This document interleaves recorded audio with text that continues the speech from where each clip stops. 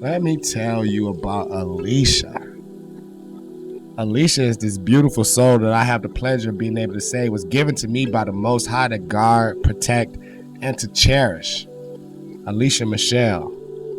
The early years, man, it's been so long. We have been together off and on through 8 strong years. In the office usually because I ain't got no sense. Whenever I've engaged in self-sabotage, she's been there to show me all I have to lose. Whenever I've been down and out, she's been there for me. Whenever I've doubted myself, my abilities, my decisions, she's been there to love me, support me, and be patient with me through all the growing pains of going from being a grown-ass boy to a grown man. This woman is the closest thing to perfection in me that I've ever seen. Now, I ain't saying she flawless. But I'm saying she got the kind of flaws that a brother can work with. You know what I'm saying? Like they ain't major, and by any stretch of the imagination. Like, can you imagine like if somebody came to you and said, yeah, I've committed a crime before.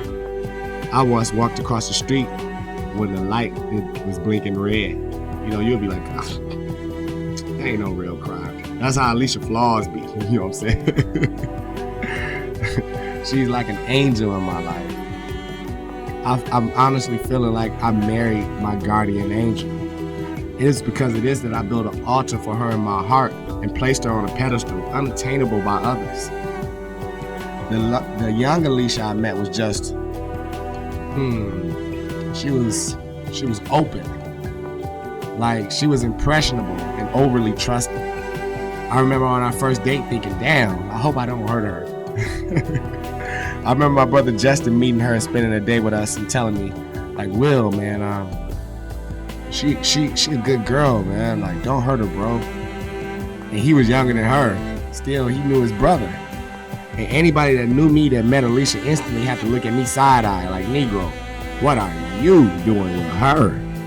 And anybody that knew her and met me was instantly defensive and protective of her. In hindsight, you can't blame them.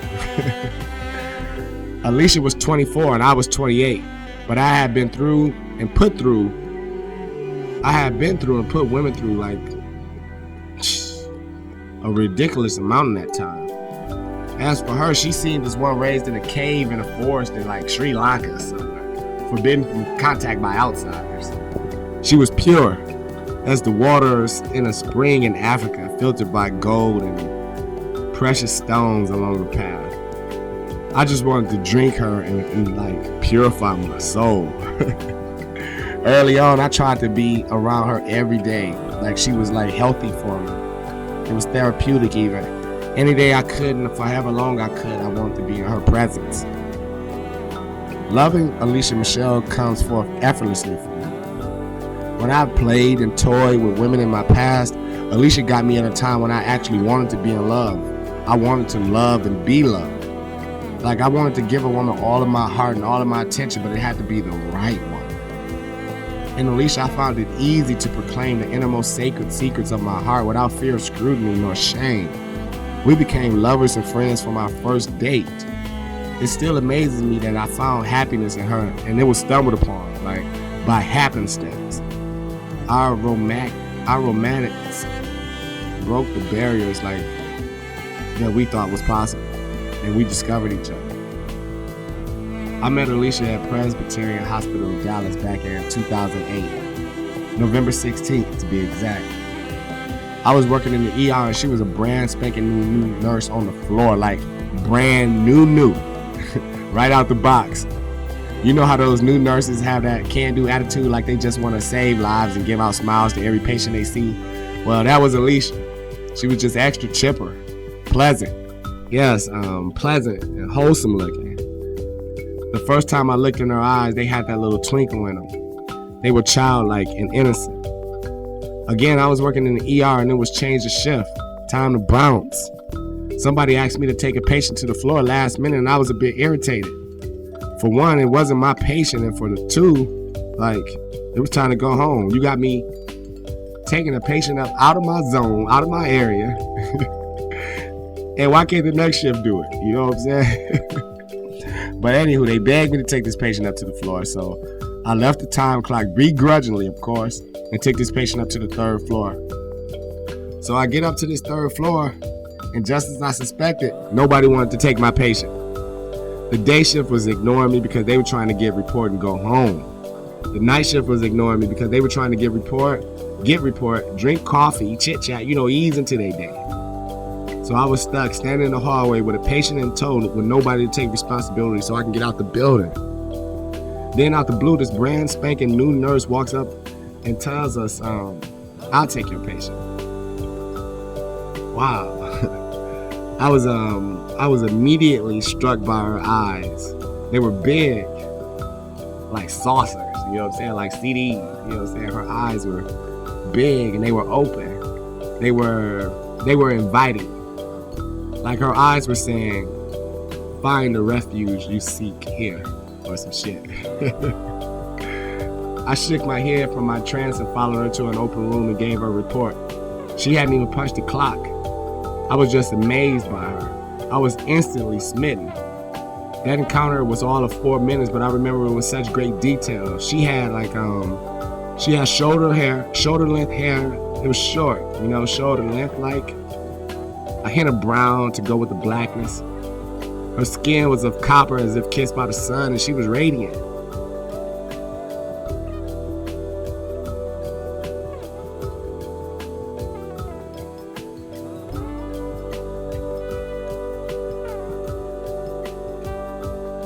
It amazed me that no one seemed to notice how much she glowed but me. She had on blue scrubs, not too tight, but form-fitting enough to see through her contour that she was a beautiful woman. She smiled and nodded as I spoke. She had on a pink watch, no jewelry, just simple with it. Understated elegance. A young lady, but a lady nonetheless. I remember leaving the room and floating down the hall back to the elevator. I made it back to the ER and told the nurse who was asking me to take the patient up, I just met the woman I'm going to marry. She laughed at me. She knew me. At the time I was involved or rumored to be involved with like a slew of the women at the hospital. So the outside eye, they were like, what made her so different? But I knew, like instantly, I knew. The nurse then said, how would I marry her if I didn't even know if she was taken? Like she might be married already. And she was right. I called back up to the floor and I asked her for her by name. Alicia. I called on her name tag. They put me on hold. I was nervous. I wasn't the kind of nervous, I wasn't nervous to step to her on the clock, I was more so scared that she would be in fact off the market, not a fear of rejection, but more so a fear that somebody had seen in her what I saw in her. She came to the phone. This is Alicia. And still to this day when I call her, when she at work, she often returns to the phone and says, this is Alicia. Anyways, I said, hi, my name is Will. I just brought a patient up to the floor and I gave you a report about 10 minutes ago. I just want to know, are you single? And her reply was, actually, I am.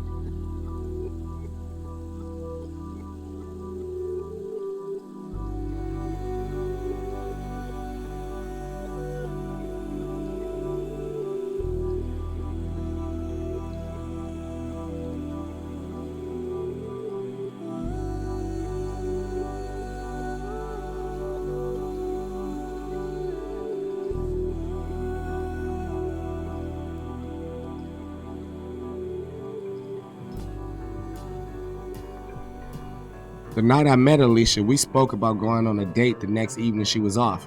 She said she was off tomorrow. I still can't believe that was almost 8 years ago. The patient room number was 306. The nurse who sent me to the floor was Hope Otto. Our first date was the next day, November 17th. She met me at my apartment. I showed her to the futon that I plucked out the trash when some neighbor had moved out. I explained to her that I was a single father of a 3-year-old daughter, and this air mattress and a few dishes in the cupboard is all I had. She looked around nervously. I had a few clothes and shoes scattered about, some toys and trinkets for my daughter, Winter. She just smiled sheepishly and said, let's just see where it goes. Let's just see where it goes. It wasn't cold outside. I remember it being unusually sunny for mid-November. It was a Monday. Alicia's the kind of woman that makes you want to get your shit together just to keep up with her, just to give her the world. I want to be a great man because I feel she deserves one. I want to be an awesome husband because I believe she deserves an awesome marriage. I want to give her a life better than the life she dreams of, like one of them storybook lives that people are afraid to venture out and actually seek to obtain. Alicia is pretty damn safe. Like, she finds comfort in organization and gets uneasy in chaos. With that, she boxes herself into these safe zones and dares not venture out. That's why we're perfect for each other. We a perfect complement.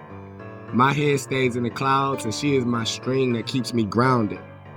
Every so often I catch wind and we drift together someplace out of her comfort area, and she grows more phenomenal because of it. Alicia Michelle is my rock. Her eyes still hold power over me. When she looks at me loving, my heart lights up and I smile involuntarily. When she's disappointed with me, I'm like a dog that peed on the carpet seeking to get away as far from his disgruntled master as possible, soaking away with his tail between his legs. Before we had our sons, Alicia was a carefree young lady discovering womanhood. Her body was firm, her heart was scarless, and her mood was always, let's just see where it goes, Willie. I knew then early, during those early years, that I couldn't be a king without her. I felt I was a great man before I met her, but it wasn't until I heard her say, I love you too, that I finally had the power, the fuel to really be great. Yes, that woman would be my queen. I truly need her. It's necessity. It's past merely wanting. Again, I cannot be a king without her. Where my personality is brash and I come off as crude and conceited and arrogant, Alicia is seen as nurturing, loving, and humble by all, graceful and ladylike in conduct and speech. I often wonder, how can she love a man so disliked by so many? Loving me is hard. I'm a hard man. But anytime I've ever needed someone, she was there for me, even when she didn't have to be. She loved me even when it was unpopular to love such an undisciplined creature such as myself. She loved me when it was not socially acceptable in her circles to admit such foolishness, like, you fool, not him. She loved me when I didn't love her. I mean, can you even fathom that kind of loyalty? Can you grasp that level of devotion? Now that I think about it, it just occurred to me. Maybe the entire time I've been thinking there's something special I see in her that no one else can see. But maybe she feels the same about me. As frustrated as I get thinking, like, why don't they see her how I see her? Maybe she's thinking the same thing. If only they could see Willie Lee how I see him, maybe they wouldn't hate his guts. We love each other so differently, yet it amazes me how much we love each other in the exact same intensity. We each want each other to be accepted and approved by those we love. I often wonder, how can she love a man so disliked? Even with my self-sabotage, she loved me. And with that, how can I not exalt her? How could I not put her on a pedestal? She deserves it. Maybe, as I often say, I saw the queen in her before she did, but maybe, just maybe, Alicia saw the king in me before I did. We have grown so much together. There's nobody on the planet whose company I enjoy more. People often ask me, why her? And my answer is, because I have the pleasure of loving my guardian angel. My guardian angel is my better half, y'all. I thank the Most High for putting this woman in my life. I thank the Most High for giving me this woman, allowing me to be loved by this woman, allowing me to show this woman how much of a queen she is. Let me continue, as I said on my wedding day and my vows. Let me spend the rest of my life building this woman up, building her up into this phenomenal queen. May she reign forever. May she reign forever.